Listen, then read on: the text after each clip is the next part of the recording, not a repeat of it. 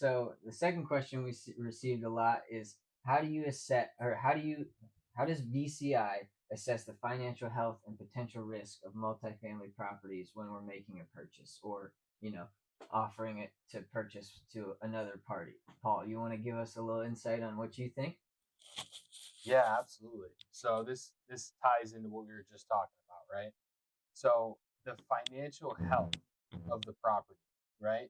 So in other words, we have expenses, right? And that's something that we have to pay for. And that's everything from, like the management that takes care of the property all the way down to like little stuff that you wouldn't think of. And so you have to have a very firm grasp on the financials of the property.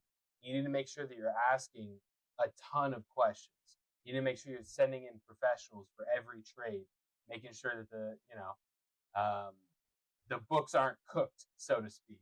I see a lot of times people will say, "Oh yeah, we only spend $10,000 a year on management services," and Mike and I look at each other and we're like, "It's a 400 unit. You only spend 10,000 a year on management costs." So you have to like people are gonna put in numbers that aren't necessarily accurate. You have to make sure that they have the documents that can back up those uh, those facetious claims at times.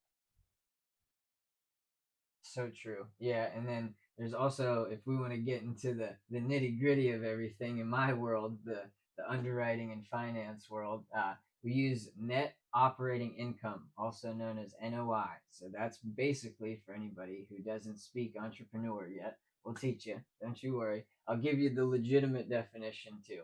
It's which net operating income is a metric used by real estate investors to determine the profitability of an investment property.